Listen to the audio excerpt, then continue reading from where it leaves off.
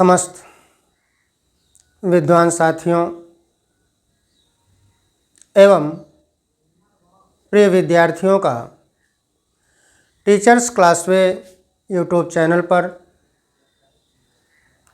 हृदय की गहराइयों से स्वागत करते हैं। आज हम लोग कक्षा 10 संस्कृत पद्यविभूषण षष्ठा पाठ गीतामृतम के श्लोकों का अध्ययन करेंगे। बंधुओं, पाठ से ही आपको लग रहा है कि गीतामृतम ये है क्या। गीतामृतम जो पाठ है ये क्या है, इस विषय पर हम लोगों को पहले संक्षेप में देख लेना है। गीता अमृतम, गीता का अमृत, ये गीता क्या है इसके विषय में विस्तार से थोड़ा सा चर्चा कर लेते हैं हम लोग। यह गीतामृतम जो पाठ है यह श्रीमद् भागवत गीता से संकलित है। श्रीमद् भागवत गीता भीष्म पर्व का एक अंश है। यह हमारे परम मनीषी महर्षि वेदव्यास के द्वारा रचित महाभारत के भीष्म पर्व से एक अंश के रूप में उद्धृत किया गया है। इसमें श्रीमद् भागवत गीता में महर्षि वेदव्यास के द्वारा जो महाभारत की रचना की गई उसमें कौरव पांडव दोनों सेनाएं जब युद्ध के मैदान में आमने सामने खड़ी हैं, उस समय भगवान श्री कृष्ण अर्जुन के रथ को दोनों सेनाओं के बीच में मध्य में ले जा कर के खड़ा कर देते हैं। ऐसी स्थिति में भगवान श्री कृष्ण, जिनके की यह मुख की वाणी है, ऐसा ग्रंथ हमें लगता है कि इस जगत में जल्दी उपलब्ध नहीं होगा, क्योंकि श्रीमुख की वाणी, परमपिता परमेश्वर की वाणी अपने आप इस तरह से स्वयं उनके मुखारविंद से प्रस्फुटित की गई हो, यह हमें लगता है कि दुर्लभ है। यहाँ पर जो श्रीमद् भागवत गीता आपके सामने रखा गया, इसमें कुल 18 अध्याय हैं, 700 श्लोक हैं। इस श्रीमद् भागवत गीता में भगवान श्री कृष्ण अर्जुन को शिक्षा दिए हैं।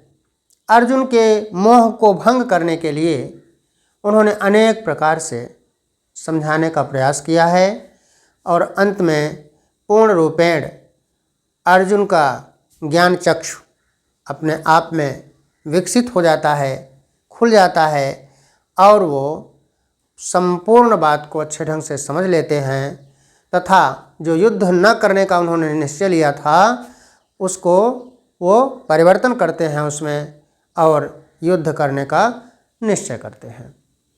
ये गीता है। गीता आप जानते हैं पूरे हमारे धर्म का निचोड़ है। धार्मिक जितने भी ग्रंथ हैं, चाहे वो वेद हैं, उपनिषद हैं, ये सब गीता में सन्निहित किया गया है। उन्हीं सब मूल तत्वों को भगवान श्री कृष्ण ने गीतामृतम अर्थात श्रीमद् भागवत गीता के माध्यम से संसार को आलोकित किया है, प्रकाशित किया है। यहाँ पर हम लोग देखें कि जो गीतामृतम पाठ रखा गया, इसमें भगवान के द्वारा अर्जुन को जो शिक्षा दी गई वो कुछ श्लोकों के माध्यम से यहाँ पर संकेत किया गया है। 10-11 श्लोक आपके कोर्स में रखा गया है। इन श्लोकों को हम लोग देखते हैं। ये एक ऐसा धर्म ग्रंथ है कि आप जानते हैं कि चाहे आप न्यायालय में हों, चाहे अन्य किसी भी स्थलों पर हों, इसे ही प्रमाण मान करके हमारे न्यायाधीशों के द्वारा उचित निर्णय दिया जाता है। प्रमाण के रूप में श्रीमद् भागवत गीता पर बोला जाता है कि हम हाथ रख करके शपथ लेते हैं कि जो कुछ बोलेंगे हम सत्य बोलेंगे। इसके मतलब है कि परमपिता परमेश्वर की ये वाणी, जिसको कि पूर्ण रूपेण अर्जुन को आत्मसात कराया गया, अर्जुन को समझाया गया, ये हम लोगों को कुछ श्लोकों के माध्यम से यहाँ पर अध्ययन करना है, पढ़ना है। अब देखें, पहला श्लोक जो हमारे कोर्स में रखा गया है कक्षा 10 में, वो क्या है। पहले श्लोक को हम आपके सामने रख रहे हैं और उसके बाद उसकी व्याख्या प्रस्तुत कर रहे हैं। तो पहला श्लोक है,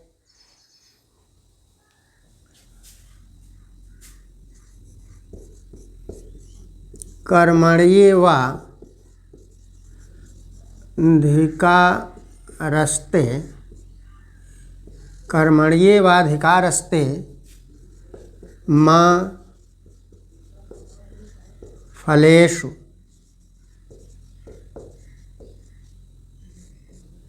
कदाचन। फिर मा कर्म फल हेतुर, मा कर्म फल हेतुर भू,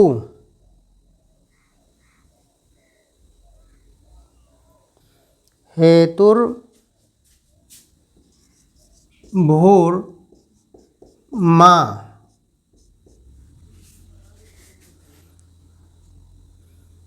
ते संगोस्त्वकर्मणि, ते संगोस्त्वकर्मणि,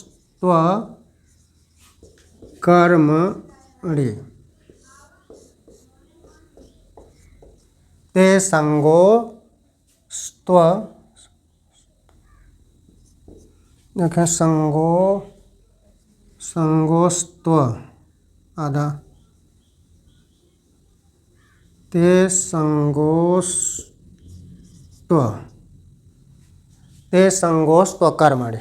देख लें, ते संगोस्त्व कर्मणि।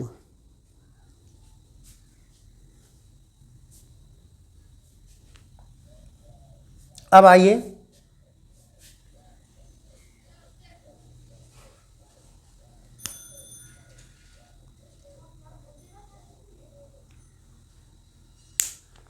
अब श्लोक को आप सस्वर वाचन करके देख लें।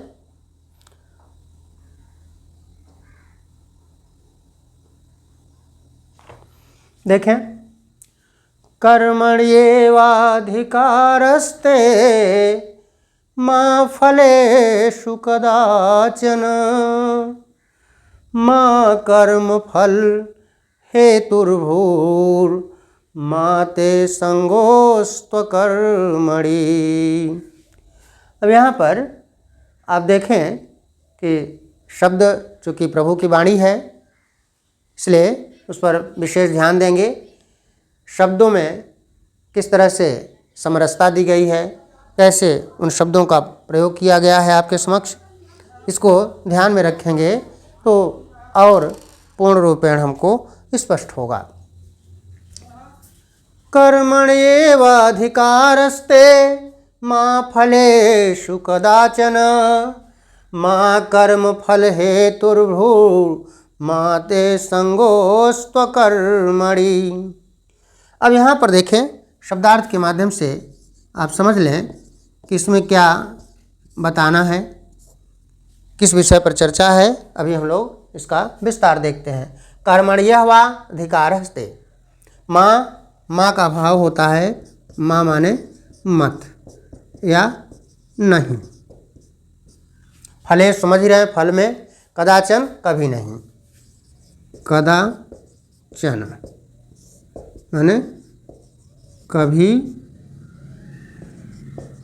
नहीं। फिर लिख रहे हैं माँ कर्म फल हेतुर्भू ना, माँ ते संगोष तो कर्मणि, संगोह ये है संगोह ना, संगोह कहते हैं आसक्ति को, आसक्ति ना, लगाव ना, अकर्मणि कर्म न करना ना, अकर्मणि, अकर्मणि माने कर्म न करने से ना, तो ते संगोष तो अकर्मणि। अब सीधे आ जाइए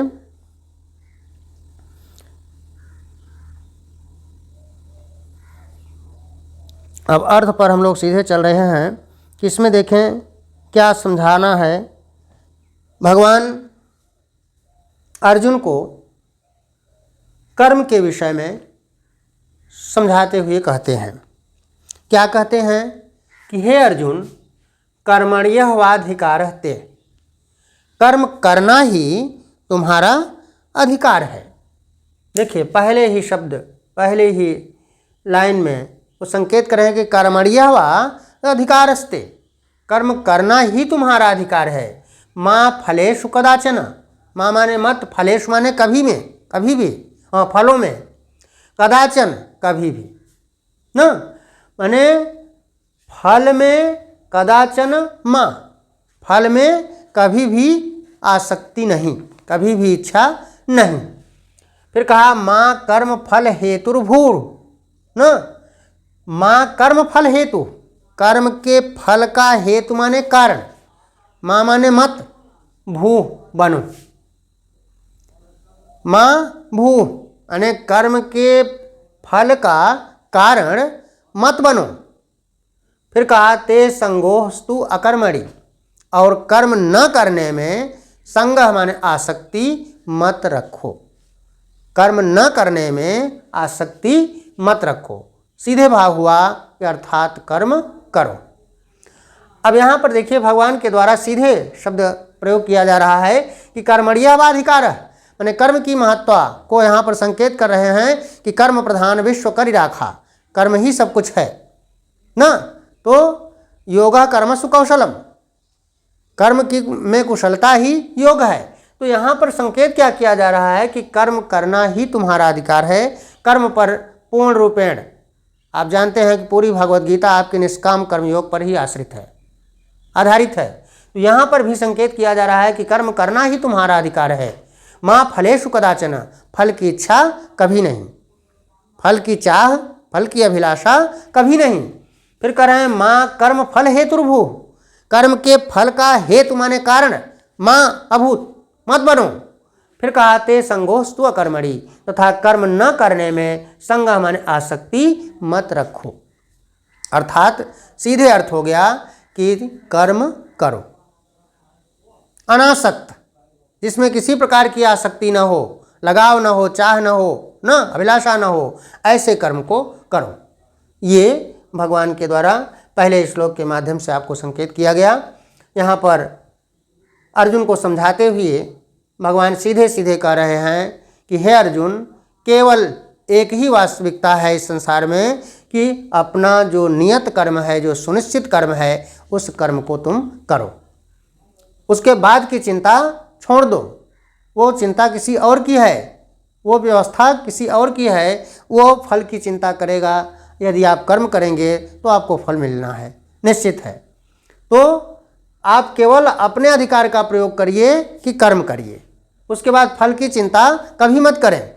और माँ कर्म फल हेतुर्भू, कर्म के फल का हेतु माने कारण भी मत बनिए कि कर्म के फल के हम ही कारण हैं, हम ही उसके जो है माध्यम हैं, यह भी आपके अंदर भाव न हो। ते संगोस्तु अकर्मणि, और कर्म न करने में बिल्कुल आसक्ति मत रखो, बिल्कुल जो है लगाव मत रखो, अनासक्त भाव से कर्म को करो। ये पहला श्लोक रहा आपका। अच्छे ढंग से आपको समझ में आ गया होगा, इसको नोट कर लेंगे। फिर हम दूसरे श्लोक पर चलते हैं। श्लोक संख्या 2 देखा जाए।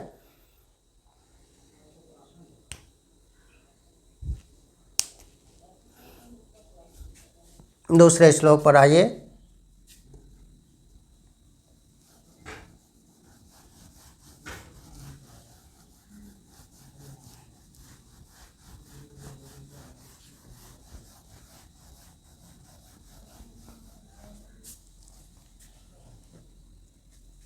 श्लोक संख्या 2। श्लोक संख्या 2 है। ये श्लोक तो कहा जाता है, लेकिन इसको मंत्र मानिए, क्योंकि हमारे प्रभु की वाणी है, इसलिए एक एक श्लोक उसको एक एक मंत्र के रूप में ही स्वीकार किया गया है, माना गया है ना। तो अब दूसरा श्लोक देखिए, आपके सामने है। क्या लिख रहे हैं? योगस्थः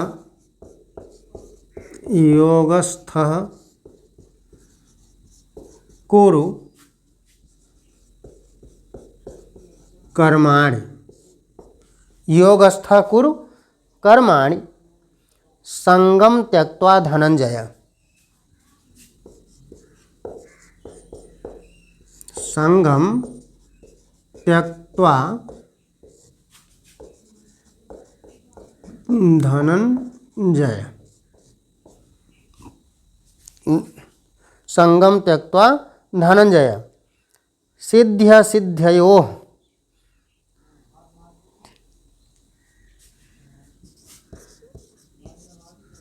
सिद्ध्य सिद्ध्ययोः ना, सिद्ध्य सिद्ध्ययोः, ये है सिद्ध्य सिद्ध्ययोः समो भूत्वा,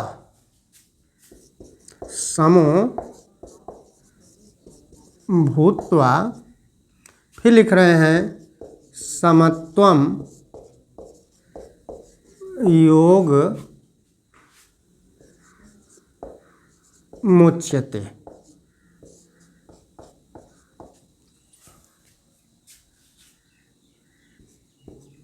देखें, दूसरी लाइन स्पष्ट कर लें।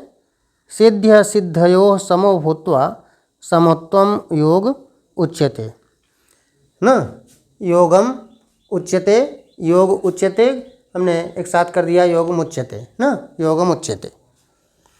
अब इस श्लोक को आप देख लें। योगस्थः कुरु कर्माणि संगम त्यक्त्वा धनंजय सिद्ध्य सिद्धयोः समो भूत्वा समत्वम योग उच्यते। अब देखें इसमें कैसे, किस तरह से सस्वर पाठ किया गया है।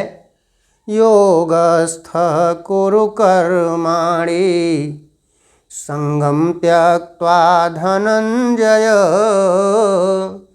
सिद्ध्य सिद्धयोः समो भूत्वा समत्वम योग उच्यते।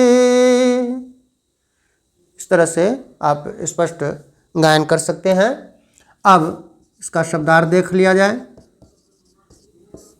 शब्दार्थ, योग अस्थ, योगस्थ का भाव है योगस्थ, माने योग में स्थित होकर ना।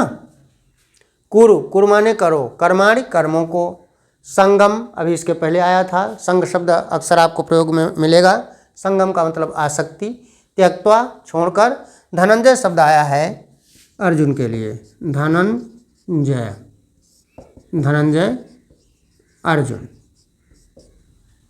सिद्ध्य सिद्धयोः, ये शब्द है सिद्ध्य सिद्धयोः ना। तो ये सिद्ध और असिद्ध जो है, सफलता या असफलता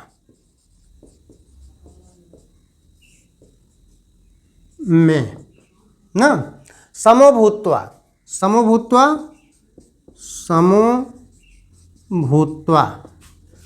समान रूप से रहकर ना।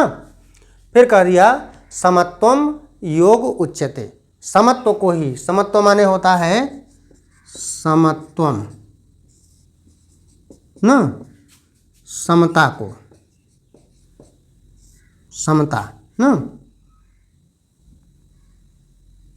समता को हाँ योग उच्यते, योग कहा जाता है।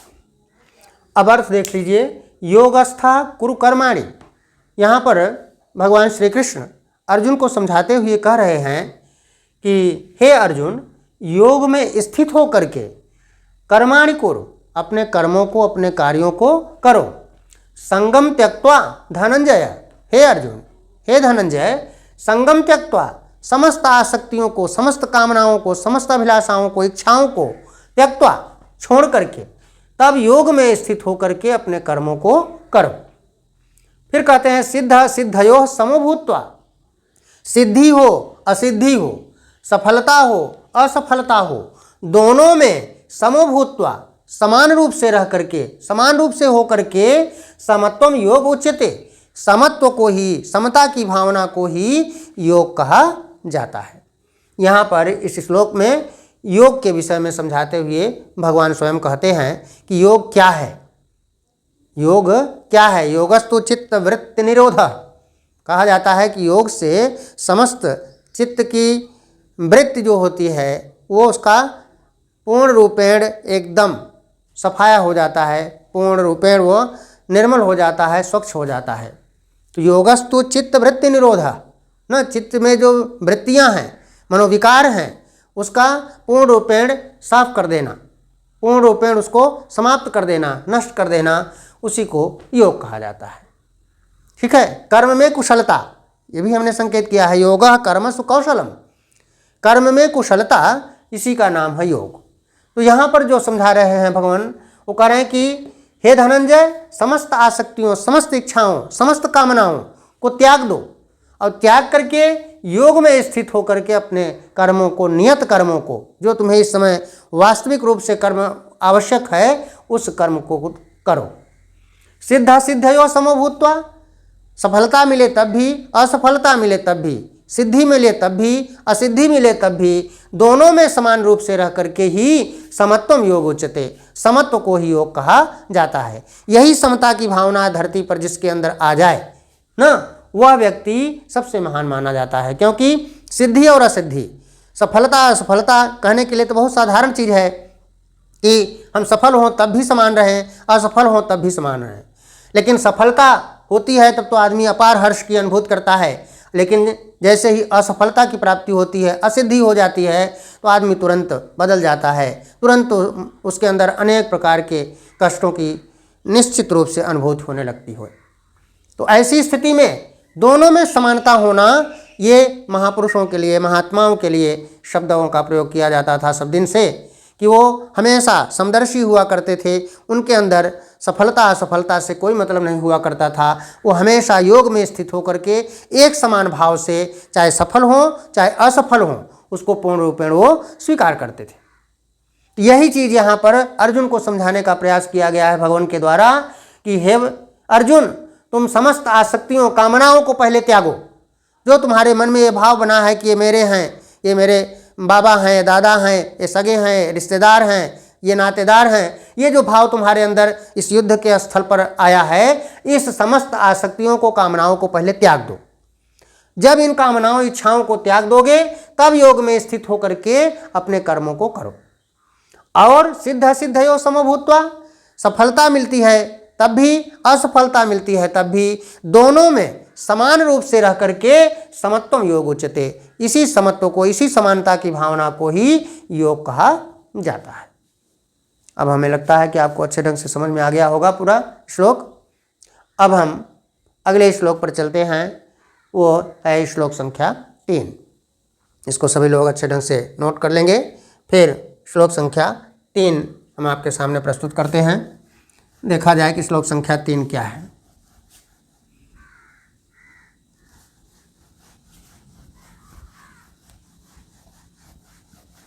आप देख रहे हैं कि प्रभु की वाणी का कुछ विशेष ही प्रभाव होता है। मानव की वाणी और प्रभु की वाणी में यही अंतर होता है कि उनके जो समझाने की स्थिति है वो बहुत ही अनोखी है। वो अर्जुन जैसे ज्ञानी को, परम ज्ञानी को किस तरह से देखिए अज्ञान के अंधकार से निकाल रहे हैं, कितना अच्छे ढंग से उनको समझा रहे हैं। और आगे देखें अगले श्लोक में, श्लोक संख्या 3 लिख रहे हैं, नियतम कुरु कर्मम त्वम। नियतम कुरु कर्मम त्वम कर्म ज्यायो ह्यकर्मणः। कर्म ज्यायो ह्यकर्मणः, ये है कर्म ज्यायो ह्यकर्मणः। फिर आगे लिख रहे हैं, शरीर यात्रा पिच्यते। शरीर यात्रापि च्यते। शरीर यात्रापि च्यते न प्रसिद्धेत कर्मणः। न प्रसिद्धेत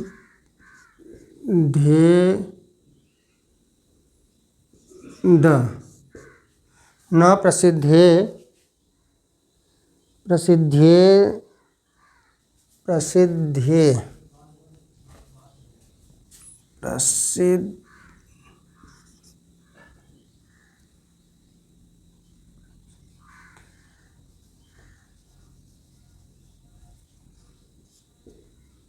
प्रसिद्धेत द कर्मणः। ये है, एक साथ संधि करके संकेत किया है, प्रसिद्धेद कर्मणः ना, प्रसिद्धेद कर्मणः।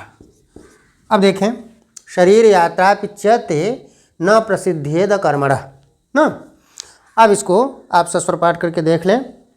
कहते हैं कि नियतम कुरु कर्मम त्वम कर्म ज्यायो ह्यकर्मणः शरीर यात्रा पिच्यते न प्रसिद्धेत कर्मणः। संकेत सीधा कितना सरलता भाव से दिया गया है कि नियतम कुरु कर्मम त्वम कर्म ज्यायो ह्यकर्मणः शरीर यात्रा पिच्यते न प्रसिद्धेत कर्मणः। एकदम आप सामान्य स्थिर भाव से भी इस तरह से कह सकते हैं, और थोड़ा सा उच्च स्वर में कहें तो उस भाव से भी आप स्पष्ट रूप से गायन कर सकते हैं। नियतम कुरु कर्मम त्वम कर्म ज्यायो ह्यकर्मणः शरीर यात्रा पिच्यते न प्रसिद्धेत कर्मणः। अब देखा जाए इसमें शब्दार्थ क्या है। इस समय भगवान अर्जुन को किस विषय पर चर्चा कर रहे हैं, यहाँ पर भी आप देख रहे हैं, सीधे लिख रहे हैं कर्म ज्यायो ह्यकर्मणः। कर्म न करने की अपेक्षा कर्म करने पर इस श्लोक के माध्यम से बल दिया गया है ना। तो देखें, नियतम, नियतम मान निश्चित, नियतम शब्द लिखा है नियतम, नियतम माने सुनिश्चित ना। कुरु करो, कर्मम त्वम कर्म ज्याय, ज्यायो शब्द लिखा है ज्यायो, ज्यायो माने होता है श्रेष्ठ ना, बढ़कर, बढ़कर।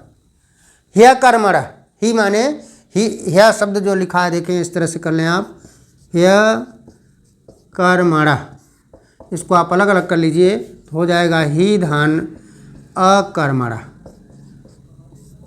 ना। ही का भाव है निश्चित रूप से, अकर्मणः माने बिना कर्म किए ना, अकर्मणः बिना कर्म के, बिना कर्म के ना।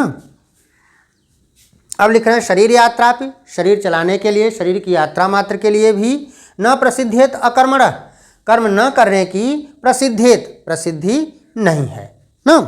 अब आइए पूरे श्लोक का अर्थ देखा जाए।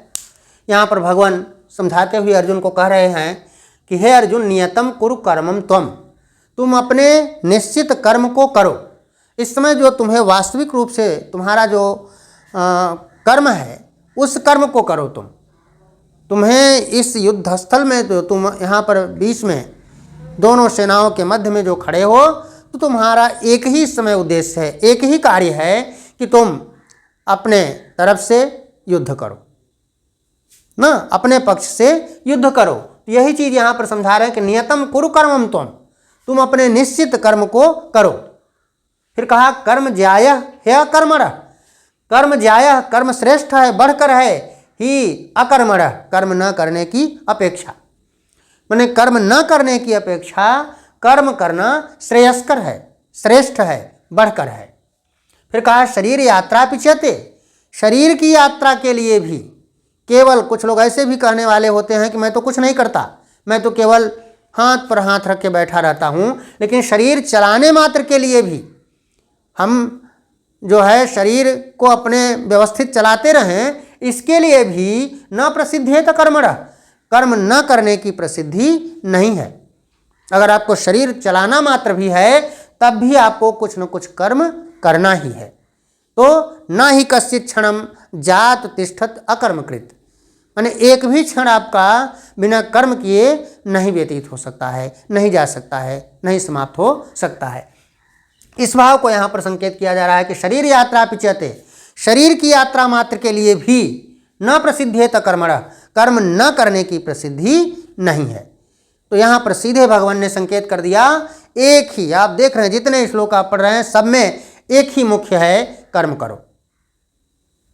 जितना भी आप श्लोक देख रहे हैं, जितने भी श्लोक रूप में मंत्र देख रहे हैं, सब में एक ही भाव आपको दर्शाया जा रहा है कि केवल अनासक्त भाव से समस्त आसक्तियों कामनाओं को त्याग करके हे अर्जुन तुम अपने नियत कर्म को करो।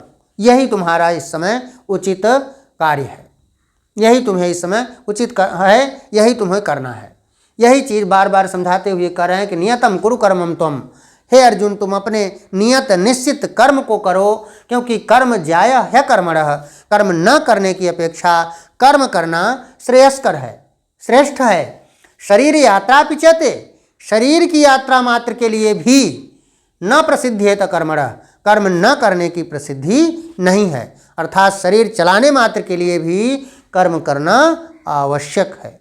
ये इस तीसरे श्लोक के माध्यम से भगवान ने अर्जुन को समझाने का पूर्ण रूप में प्रयास किया है। अब ये श्लोक भी आपको अच्छे ढंग से समझ में आ गया होगा। इसमें आपने पूरी बात को अच्छे ढंग से समझ लिया होगा। आप देख रहे हैं कि केवल केवल और केवल ये जो आपका शब्द दिया गया है गीता अमृतम, गीता का अमृत, वो आपको पिलाया जा रहा है, भगवान के द्वारा पिलाने का आपको प्रयास किया गया है एक ऐसे व्यक्ति के माध्यम से जो कि उन्हीं का ही कोई स्वरूप था। ऐसे व्यक्ति के अंदर जब मोह की स्थिति हो सकती है तो कहा गया है ना कि मोह सकल व्याधिन कर मूला, ताते बहु उपजत हैं सूला। तो जब उनके अंदर मोह की भावना आ सकती है तो हम जैसे सामान्य लोगों के अंदर तो अपने आप ही मोह माया भरा हुआ है। तो इसी बात को समझाने का प्रयास किया जा रहा है बार बार कि समस्त कामनाओं इच्छाओं को त्याग करके नियतम करो कर्मम तुम अपने निश्चित कर्म को करो, क्योंकि कर्म न करने की अपेक्षा कर्म करना ही श्रेयस्कर है।